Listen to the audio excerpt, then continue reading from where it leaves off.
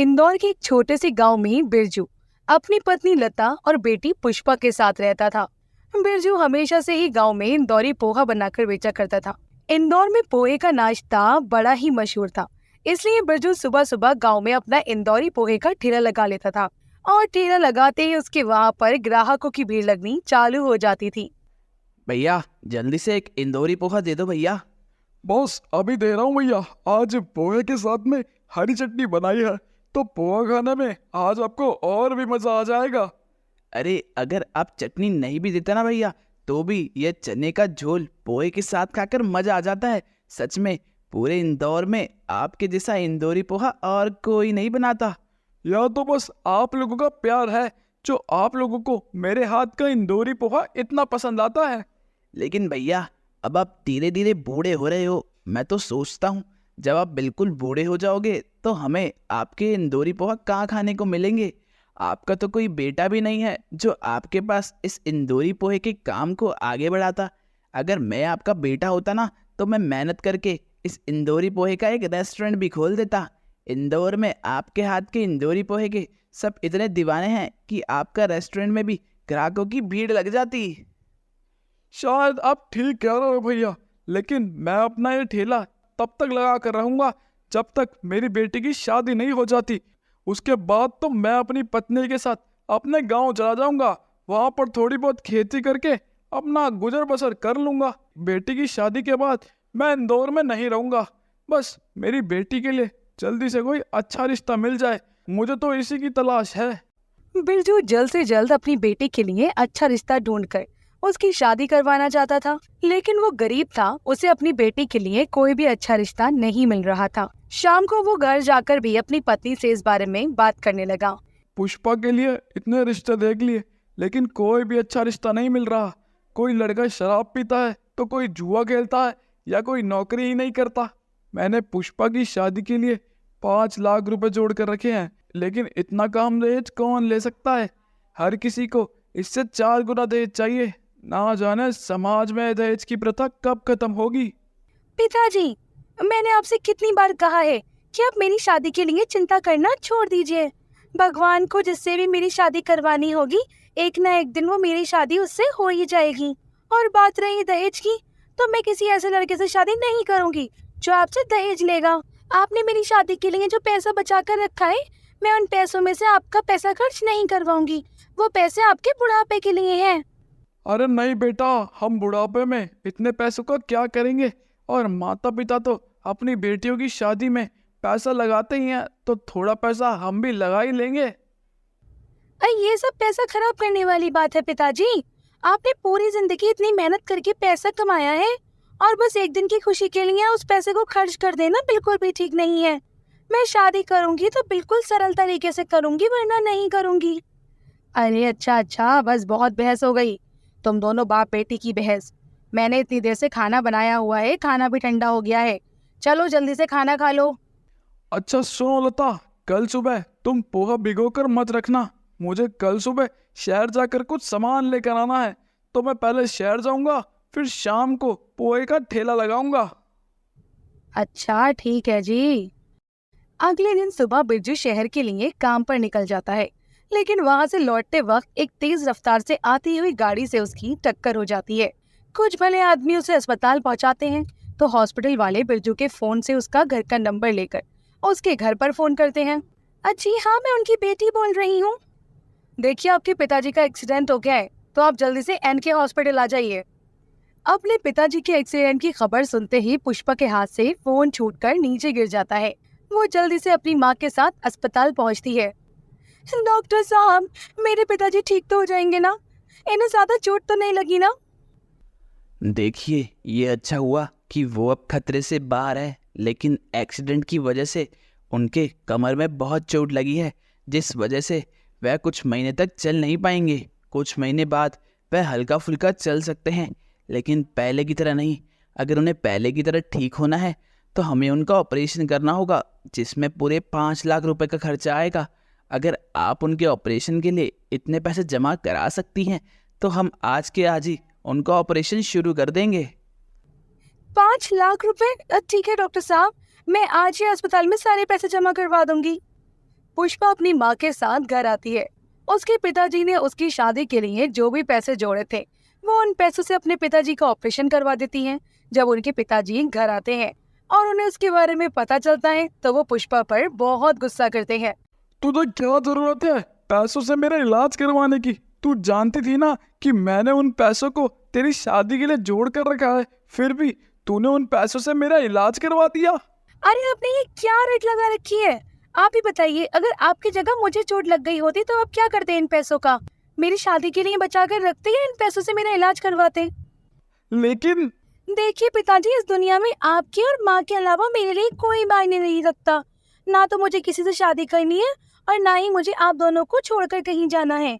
मुझे आप दोनों के साथ आपका बेटा बनकर रहना है। माँ, तुम कल सुबह मुझे थोड़ी जल्दी उठा देना। कल मैं बाजार में पिताजी का इंदौरी पोहे का ठेला लगाऊंगी। आज से मैं आपके ठेले को मैं ही संभालूंगी। लेकिन बेटा तू जानती है ना हमारे यहाँ पर लड़कियां काम नहीं करती। तू यहाँ पर काम करेगी तो ना जाने लोग तरह तरह की बातें करेंगे। मैं नहीं चाहता कि मेरी बेटी के बारे में कोई कुछ गलत बोले। पिताजी, आज से लोगों की चिंता करना छोड़ दीजिए, क्योंकि लोग तो सबके बारे में कुछ ना कुछ कहते ही रहते हैं। लोगों को तो भगवान से भी शिकायत है, मैं तो फिर भी इंसान हूँ, इसलिए जो इंसान कहता है उसे कहने दीजिए। किसी के कुछ कहने से हमें अपना काम नहीं रोकना चाहिए। पुष्पा की बातों पर बिरजू भी उसे कुछ नहीं कहता। पुष्पा अगले दिन बाजार में अपना इंदौरी पोहे का ठेला लगाती है। ठेला तो लगाती है पर वहाँ पर ग्राहकों की भीड़ लगना शुरू हो जाती है। अरे तुम तो बिरजू भैया की बेटी हो ना, आज से तुम यहाँ पर ठेला लगाओगी? हाँ भैया, आज से ना पिताजी नहीं, मैं ही ठेले को संभालूंगी। लेकिन तुम तो जानती हो कि गांव में कोई भी लड़की इस तरह के ठेले नहीं लगाती। पहले तो तुम्हारे पिताजी बाजार में ठेला लगाया करते थे, तो फिर अब तुम क्यों उनकी जगह पर तुम यहाँ पर ठेला लगाने लग गई? शहर से आते हुए पिताजी का एक्सीडेंट हो गया था, इसलिए पिताजी अभी कुछ महीने तक चल फिर नहीं सकते और पिताजी अब बूढ़े भी हो रहे हैं। इसलिए मैंने सोचा कि अब मैं ही उनका काम संभालूंगी। क्या हुआ अगर मेरे पिता का एक बेटा नहीं है? मैं तो उनका बेटा बन सकती हूँ ना। उन्होंने बचपन से मुझे इतने लाड प्यार से पाला है, तो अब मैं उनका ध्यान रखने की जिम्मेदारी लेती हूँ। तुम्हारी सोच बहुत अच्छी है बहन। इसी तरह तुम हमेशा अपने माता पिता का ख्याल रखना। और हाँ, गांव वाले चाहे कुछ भी कहें, उनकी बातों पर ज़्यादा ध्यान मत देना, क्योंकि उन लोगों का तो काम ही है सबकी टांग खींचना। बाकी तुम बहुत ही अच्छा काम कर रही हो बहन। पुष्पा कई दिनों तक गांव में अपना इंदौरी का ठेला लगाती है। वो बहुत ही अच्छे से अपने पिताजी के काम को संभालती है, लेकिन गांव वालों को इससे इस तरह काम करते हुए देखकर बहुत परेशानी होती है। इस बिरजू की बेटी की वजह से अब हमारी बेटियां भी बाहर काम करने के लिए जिद करने लगी हैं। कहती हैं हमें भी पढ़ लिख कर बाहर नौकरी करनी है। जब पुष्पा दीदी अपने पिताजी का ठेला संभाल सकती है तो हम बाहर जाकर नौकरी क्यों नहीं कर सकते? तुम ठीक कह रहे हो मदन भाई। अब तो मेरी बेटी भी ऐसी जिद करने लगी है। हमें बिरजू से इस बारे में बात करनी होगी भैया। वो दोनों पुष्पा का काम बंद करवाने के लिए बिरजू से बात करने आते हैं कि तभी पुष्पा भी वहाँ पर आकर उनकी सारी बातें सुन लेती है। यार लो, यह भी आ गई। अरे तुम इसे कुछ समझाते क्यों नहीं है बिरजू भाई? माना कि तुम्हारी तबीयत खराब है तो घर का घर चलाने के लिए या घर से भी तो कुछ काम कर सकती है ना। इसे बोलो घर पर रहे, सिलाई कढ़ाई करे। इसकी वजह से हमारी बेटी अभी घर से बाहर जाकर काम करने की जिद करने लगी है। अगर आपकी बेटियां मुझे देखकर घर से बाहर जाकर काम करने की जिद करने लगी है तो इसमें गलत क्या है? वो तो आपसे किसी गलत चीज के लिए तो जिद नहीं कर रही ना। इस समाज में जितना जरूरी एक लड़के का अपने पैरों पर खड़ा होना है, उतना ही जरूरी एक लड़की का भी अपने पैरों पर खड़ा होना है। समय का कोई नहीं पता कि कब क्या हो जाए। और रही बात कि मुझे बाजार में जाकर अपने पिताजी का ठेले पर इंदौरी पोहा बेचना चाहिए या नहीं, इसका निर्णय आप नहीं कर सकते हैं। देखो तो जरा हमारे सामने किस तरह पटर पटर जुबान चला रही है। हम तो तुम्हारा भला चाहते हैं, इसलिए तुम्हें समझा रहे हैं। आप हमारा कितना भला चाहते हैं ये हम अच्छी तरह जानते हैं। जब से मेरे पिताजी बीमार हुए तब से तो आप उनके हालचाल लेने तक नहीं आए, लेकिन आज मैं बाजार में ठेला लगाने लगी तो लड़की बाहर जाकर काम कर रही है, इसकी शिकायत लेकर आप बहुत जल्दी आ गए। अगर बाहर जाकर कोई घर में काम नहीं करेगा ना तो उस वक्त तो चूल्हा नहीं जलेगा, तो वहाँ पर कोई रोटी तो लेकर आएगा नहीं। लेकिन हाँ, किसका बच्चा कब क्या कर रहा है इसकी शिकायत लेकर 2 घड़ी में सब पहुँच जाएंगे। आज के बाद मेरी माँ और मेरे पिताजी से कुछ भी कहने की जरूरत नहीं है। देखिए, मैं आपकी उम्र का लिहाज करके आपको ज्यादा कुछ नहीं कह रही, लेकिन अच्छा यही होगा कि अब आप यहाँ से चले जाएं। पुष्पा की बातें सुनकर वो दोनों वहाँ से 9-11 हो जाते हैं। बिरजू को अपनी बेटी पर बहुत गर्व होता है। पुष्पा अपने पिताजी के इंदौरी ठेले पर खूब मेहनत करके और काम करके अच्छी तरह संभालती है। कुछ समय बाद पुष्पा भी एक अच्छे से लड़के से शादी भी हो जाती है। तो शादी के बाद भी पुष्पा के माता पिता को अपने साथ घर ले जाता है और अपनी शादी के बाद पुष्पा भी अपना इंदौरी पोहे के ठेले को संभालती है और अपने माता पिता के बुढ़ापे में उनका बहुत ध्यान रखती है। सुनीता अपने परिवार के साथ रज्जोपुर के गांव में रहा करती थी। उसका पति पुष्पराज लकवे से ग्रस्त दिन भर बिस्तर पर पड़ा रहता था। उसे ही अपनी लाचारी अंदर ही अंदर खाई जा रही थी। उसकी सास यमुना अब काफी बूढ़ी हो चुकी थी। उसकी एक बेटी मुनिया भी थी। ऐसे ही एक दिन, दवाई का वक्त हो गया है, आप कुछ खा लीजिए। आखिर कब तक तुम मुझ जैसे बोझ इंसान को अपने कंधे पर उठाती रहोगी? घर की सारी जिम्मेदारियों का जिम्मा तुम्हारे सर पर है। क्या मैं अपनी आगे की सारी जिंदगी इस तरह बिस्तर पर पड़े पड़े बिताऊंगा? ऐसे मत कहिए, अब जल्दी ठीक हो जाएंगे। भगवान के घर देर है अंधेर नहीं। सुनीता की ये बातें सुनकर उसकी सास यमुना बोल पड़ती है, भगवान के भरोसे रहे ना तो हो गया हमारा बेटा ठीक। न जाने हमारे परिवार को किसकी नजर लग गई जो हंसता खेलता घर बेजान हो गया। माँ जरा धीरज रखिए, सब ठीक हो जाएगा। भगवान हमारी परीक्षा ले रहे हैं। अरे न जाने क्या चाहते हैं भगवान, लेकिन तुम्हारे घर घर जाकर आम बेचने से कुछ नहीं होगा। घर का खर्चा, पुष्पराज की दवाई और मुनिया की फीस, सब कुछ देखना है। यमुना की बातें सुनकर सुनीता की आंखों में आंसू आ जाते हैं। सुनीता कुछ नहीं कह पाती। उससे पहले ही स्कूल से मुनिया आ जाती है। घर आते ही वो दादी दादी कहते हुए यमुना की गोद में बैठ जाती है। दादी, आज स्कूल में ना सभी को मैडम ने परी वाली कहानी सुनाई। आप भी मुझे राजा और रानी की कहानी सुनाइए ना। अरे मुनिया बेटा, पहले हाथ मुंह धो के कुछ खा लो, उसके बाद ही मैं तुम्हें कहानी सुनाऊंगी। यमुना के कहने पर मुनिया भीतर चली गई। सुनीता भी अपनी आम की टोकरी सर पर लेकर उन्हें बेचने के लिए निकल जाती है।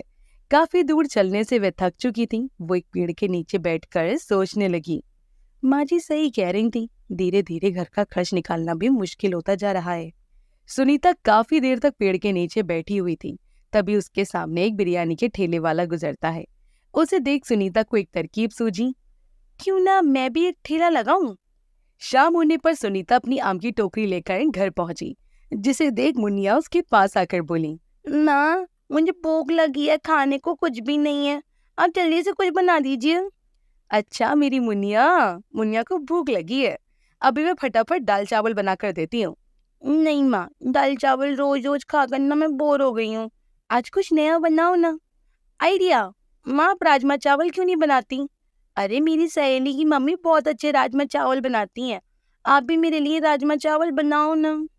अच्छा ठीक है, मैं बाजार में राजमा लेकर आती हूँ, तब तक तुम दादी और पापा का ख्याल रखना। सुनीता झट से बाजार चली गई। वो एक दुकान पर ठहरी और बोली, भाई साहब राजमा कैसे दिए? 50 का आधा किलो है बहन जी, कितना किलो कर दूं? अरे ज्यादा नहीं चाहिए, मुझे सिर्फ 1 पाव दे दीजिए। अरे बहन जी, 1 पाव भर कम से कम आधा किलो तो ले जाइए, आपके लिए 10 रुपए कम कर देता हूँ। अच्छा ठीक है, आप आधा किलो दे दो। सुनीता घर पर पहुंचकर राजमा चावल बनाती है। सभी को खाना परोसते वक्त बहुत अच्छी खुशबू आ रही थी। सभी ने राजमा चावल खाया और बोले, माँ वाओ, आपने तो कमाल कर दिया। मैंने ना आज से पहले इतने स्वादिष्ट राजमा चावल कभी नहीं खाए। हाँ बहू, मुनिया बिल्कुल ठीक कह रही है। आज के खाने में जो स्वाद है वैसा खाना तो शायद ही मैंने कभी चखा हो। हाँ सुनीता, राजमा चावल बहुत अच्छे बने हैं। सभी लोग खा पी कर सो जाते हैं। सुनीता भी अपने बिस्तर पर जाकर लेट जाती है। आज का दिन तो जैसे तैसे कट गया। कल अगर फिर से आम नहीं बिके तो घर में पैसा कहाँ से आएगा? क्या करूं? अरे हाँ, क्यों ना ठेले वाला काम ही शुरू करूं। लेकिन मैं बेचूंगी क्या? सुनीता अपने मन में इतना सोच ही रही थी कि तभी उसके बगल में लेटी हुई मुनिया नींद में बोली, माँ राजमा चावल। सुनीता की नजर मुनिया पर पड़ती है। राजमा चावल का ठेला, हाँ यही सही रहेगा, मैं कल ही एक ठेले का इंतजाम करती हूँ। सुनीता को अब समझ आ चुका था कि उसे क्या करना चाहिए, जो कि उसके लिए जरूरी भी था। सुनीता सुबह जल्दी उठकर कबाड़ की दुकान पर जाकर एक टूटा फूटा काम चलाऊ ठेला लेकर आती है, जिसे देखकर यमुना बोलती है, अरे इस कबाड़ को कहाँ से उठा कर ले आई? माँ जी थोड़ा सब्र रखिए, अब मैं इस ठेले पर राजमा चावल बेचने का काम शुरू करूंगी। तुझे क्या लगता है तेरा ये कारोबार चलेगा? मैं अपनी तरफ से पूरी कोशिश करूंगी कि मैं सभी को बेहतरीन राजमा चावल खिलाऊं।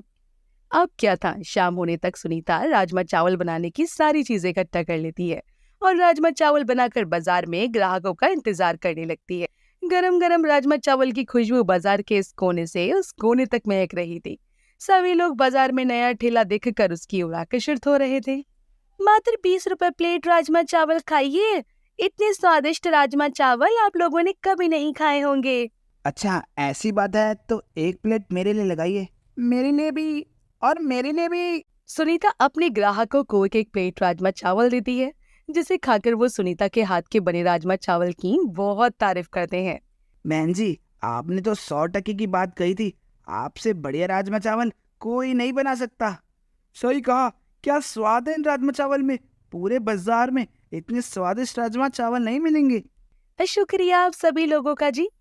पहले ही दिन सुनीता की अच्छी खासी कमाई होती है, जिसे देखकर सुनीता को ऐसा लग रहा था जैसे उसकी लॉटरी लग चुकी हो। अब रोजाना सुनीता सुबह उठकर अपने राजमा चावल बनाने की सारी चीजें इकट्ठा कर दी। वो दुकानदार के पास राजमा खरीदने जाती है। 10 किलो राजमा 70 रुपए किलो वाले दे दीजिए। बहन जी, लोगों के पास पैसा आने पर लोग बेईमानी के रास्ते पर चले जाते हैं, लेकिन आप तो पहले 50 रुपए किलो वाले राजमा ले जाया करती थी, लेकिन पैसा आने पर 70 रुपए वाला किलो ले जा रही हैं। भाई साहब, पहले मेरा बजट कम था, इसलिए मैं सस्ते वाले राजमा चावल ले जाया करती थी, लेकिन भगवान की दया से मुझे अच्छा खासा मुनाफा हो रहा है, तो मैं बेईमानी क्यों करूं? दुकानदार 10 किलो राजमा चावल एक बोरे में भर देता है। वो बोरा सुनीता अपने सिर पर उठा कर ले जा रही थी। तभी उसकी पड़ोसन विमला उसे देखकर मुंह बनाती है। जब से इसने राजमा चावल का ठेला लगाना शुरू किया है, तब से इसकी किस्मत को 4 चांद लग गए हैं। मैं तो इन लोगों को गरीबी में ही देखना चाहती हूँ, कुछ तो करना पड़ेगा सुनीता का। शाम होने पर सुनीता रोजाना की तरह अपना ठेला लेकर बाजार निकल गई। सभी ग्राहकों ने बड़े ही चाव से राजमा चावल खाए। रात होने पर वो घर लौट आई थी। तभी रास्ते में उसे कुछ गुंडे मिल जाते हैं। वो उससे उसके सारे पैसे छीनकर उसका ठेला भी तोड़ देते हैं। इधर यमुना, मुन्निया और पुष्पराज तीनों ही सुनीता का घर पर इंतजार कर रहे थे। काफी देर होने पर सुनीता घर लौटी तो उसकी दुर्दशा देखकर यमुना बोली, अरे सुनीता बेटा, ये क्या हुआ? अरे तुम ठीक तो हो ना? माँ जी, कुछ गुंडों ने मुझसे मेरे सारे पैसे छीन लिए और ठेला भी तोड़ दिया। अरे बेटा, तू चिंता मत कर, घर में कुछ पैसे पड़े हैं, उनसे अपना ठेला ठीक कर लेना। अगली सुबह सुनीता कुछ पैसों को लेकर अपने ठेले की मरम्मत करवाती है और बाजार से दुकान जाकर उधारी से कुछ किलो राजमा लेकर आती है। तभी फिर से सुनीता की पड़ोसन विमला की नजर उस पर पड़ती है। रस्सी जलकर राख हो गई, लेकिन उसका बल नहीं गया। तुम गरीबी में ही मरोगे। अभी तक तो मैंने सिर्फ तेरे पैसे और ठेले का नुकसान किया था, लेकिन अब देखते जाओ मैं क्या करती हूँ। सुनीता घर जाकर राजमा चावल की बोरी अपने आंगन में रखकर भीतर चली जाती है। तभी विमला उसके घर में चोरी से घुसकर राजमा की बोरी में ढेर सारे कंकड़ पत्थर मिला देती है। वहां से 9-11 हो गई। शाम होने पर सुनीता अपना सारा सामान ठेले पर लादकर बाजार जा रही थी। तभी सुनीता अपने ग्राहकों को राजमा चावल देती है। आय हाय सुनीता बहन, आपने राजमा चावल बनाए या पत्थर चावल? हाय राम मेरे दांत। सुनीता बहन, आपकी दुकान क्या चली? आप तो लोगों को ठगने पर उतर आई। इतनी खराब क्वालिटी के राजमा खिलाकर आप हमें बीमार करना चाहती हो। मिलावट के राजमा चावल आप अपने घर में खिलाती हो क्या? अरे भाई साहब, ये तो रोज वाले राजमा है। भला इसमें मिलावट करके अपना कारोबार में चौपट क्यों करूंगी? जो भी हो सुनीता बहन, हमारे पैसे वापस करो। सभी लोग अपने पैसे वापस लेकर वहां से चले जाते हैं। ये सब देखकर सुनीता बहुत ही निराश हो गई। अगले दिन जब सुनीता बाजार जाकर दुकानदार से पूछती है तो वो उससे कहता है, नहीं बहन जी, भला मैं ऐसा क्यों करूँगा, आप मेरी पुरानी ग्राहक हैं। दुकानदार भैया तो ऐसा नहीं कर सकते। मैं रोजाना इनकी दुकान से राजमा लेकर जाती हूँ, लेकिन आज तक ऐसी शिकायत नहीं आई। ये काम किसी और का लगता है। सुनीता दुकानदार से राजमा लेकर घर जा रही थी। रास्ते में फिर विमला ने उसे जाते हुए देखा। उसने रोजाना की तरह राजमा की बोरी आंगन में रख दी, लेकिन इस बार वह आंगन में थी। उसने देखा कि विमला उसके आंगन में एक पोटली लिए हुए घुस गई और राजमा की बोरी खोलने लगी। तभी सुनीता पीछे से एक डंडा लिए हुए आती है। जैसे ही उसकी पीठ पर जोर से डंडा मारा, तभी विमला चिल्लाते हुए बोली, अरे मोरी मैया, मर गई रे, हाय रे मेरी कमर। विमला इतनी जोर से चिल्लाई कि सारा मोहल्ला सुनीता के आंगन में खड़ा हो गया। सभी लोग सुनीता के आंगन में विमला को इस हालत में देखकर दंग रह गए। क्या करने आई थी तू, बता सबको। अरे बताती हूँ। अरे बस अपना डंडा दूर रखो। अरे मैंने ही तुम्हारी राजमा की बोरी में कंकर पत्थर मिलाए थे ताकि तुम्हारा कारोबार चौपट हो जाए। लेकिन तुमने ऐसा क्यों किया? आखिर मेरी तुमसे क्या दुश्मनी है? अरे तुम्हारी तरक्की दिन दुगनी रात चौगनी हो रही थी। अरे मुझे इसी बात की जलन थी, इसलिए मैंने ये सब किया। गांव वाले विमला की बातें सुनकर दंग रह गए। सुनीता गांव वालों की नजर में और निखर गई। सुनीता फिर से अपने राजमा चावल का ठेला लगाती है और ग्राहकों की तारीफ से उसका मनोबल बढ़ता है। सुनीता की मेहनत आखिर रंग लाई।